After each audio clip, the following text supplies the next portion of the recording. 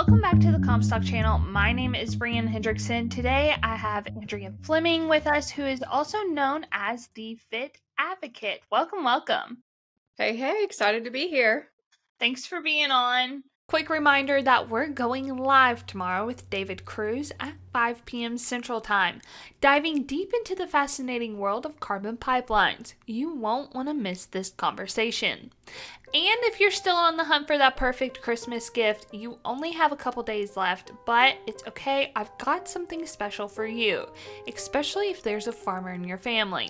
I know how difficult it is to find them a gift, but I have you covered. A Comstock investment subscription.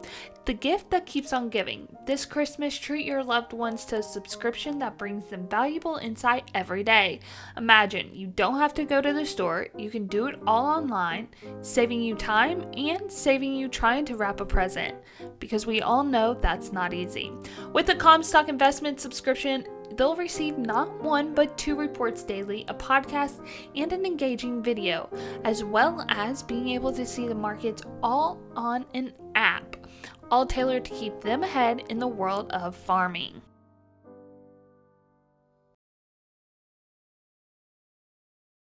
Do have a very, very well-known social media platform, over 4,000 followers on YouTube. Kind of give us the background of yourself and then also how you got into this, because you're what, 5th generation farmer? Yep. So a lot of roles to play. Yeah, there's a lot. My life is chaos, essentially, which is our conversation we had before we started recording. It's always chaos. So yeah, I'm a 5th generation farmer from Southwest Minnesota. I actually did not plan on coming back to the family farm. So this is where things kind of ended up with some pivots in life. And I was speaking at an event a couple weeks ago and I was like, I pivoted left and right. Like the friends joke about pivoting. That was me. I was like, left, right. I don't know what's going on. So originally I was going to become a veterinarian. I love cows. I wanted to be a bovine veterinarian focused on like repro genetics type of thing, out in the field doing that every single day. And I went to South Dakota State University, got my undergraduate degree in animal science, took all of the chemistry, biology that I don't ever do anything with anymore. And then I actually didn't get into vet school.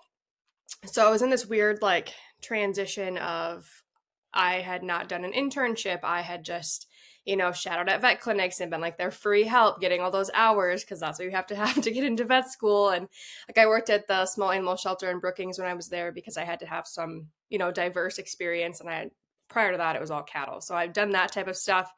And I was sitting there like lost, and I talk about mental health a lot online, but I struggled hard my like last semester of college, which would have been January through May of 2018, trying to figure out what the heck I was going to end up doing, and figured my stuff out essentially is what had to happen. But I found a job in feed sales, figured out that I don't love the feed sales world. It's not for me. I'm an introvert, and I also don't really vibe with like the 9 to 5. I like to have chaos, but like somewhat of my own flexible schedule. So I figured that out. But as I was kind of in this like turbulent 2018, no idea what I was doing with my life plans completely changed.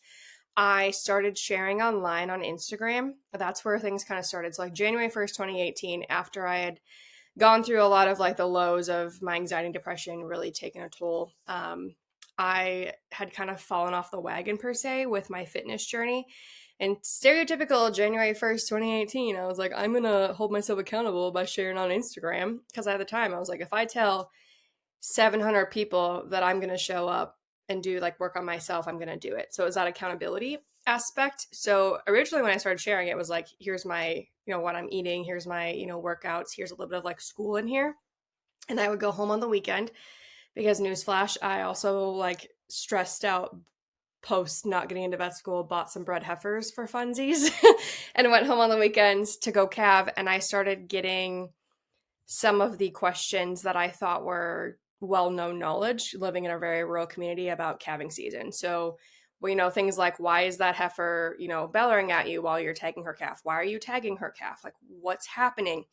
And when you live in a rural area where like everyone you feel like has cows in their backyard or like their best friend has cows, you think it's common knowledge. And I started noticing the gap between people in the agriculture world and those not in it. And at that time, I didn't notice it as big as an issue as it is now. So from that point, I started sharing like some of like the ag stuff in there just because it was really easy to share. It's natural for me to share. I enjoy it. And ended up graduating, figuring out feed sales wasn't for me.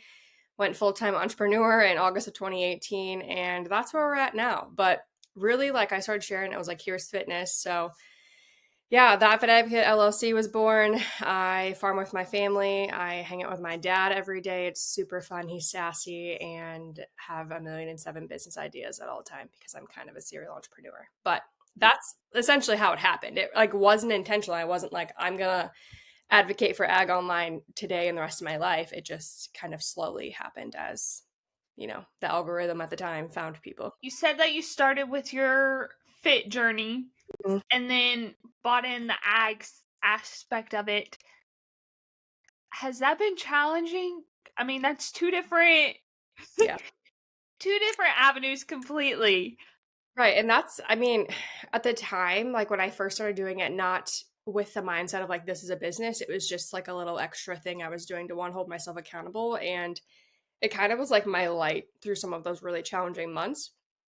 And I didn't really like understand that it was weird to like have both things out there. And then when it started turning into a business, because like the fitness side of things was my business first. That's how I entered, like entrepreneurial life a little bit while still being able to help on the family farm grow things like that. Um, I was like, okay, this is actually an interesting combo. And someone actually asked me one time, they're like, well, how do they go hand in hand? I'm like, well, when you work in ag, like you should take care of yourself because we like climbing gates, like mobility is really important. All of those things that I'm really passionate about now and working on some stuff behind the scenes right now too. But a little exciting note there.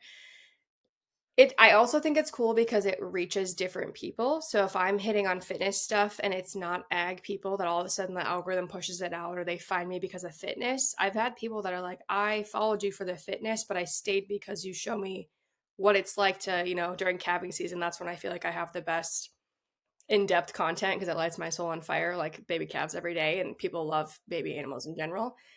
But that's been really cool every year. Like I get the messages of like, I followed you for XYZ. And then I stayed because you showed me without me, feeling like I'm inferior or I know nothing. You just really gave me that glimpse into what it's actually like to raise cattle every year. So I think it's been really cool to bring in different people because otherwise, if I'm just sharing agriculture, I feel like sometimes it's hard to like break out of the group of farmers and ranchers. And I want to connect with them. Like that's part of my business. That's what I enjoy. But I also want to reach people that aren't in agriculture because that's how you advocate is you actually reach that movable middle. So I think it's fun to share that, but it's been exciting and frustrating at the same time to hopefully inspire farmers and ranchers to take care of themselves a little bit more because when you're busy you kind of don't prioritize yourself. So that's been something that I'm working on some stuff trying to help with, but it just helps me reach different people but also has my outlet for my mental health too to in the stress of farming, be able to fill up my cup a little bit too. All right, that'll do it for this episode. Thanks so much. Absolutely. Want more premium content? Subscribe to the Comstock Report where you will receive 2 reports daily. Want more video content? We are on Facebook, YouTube, and now TikTok. So don't forget to like, follow, and subscribe.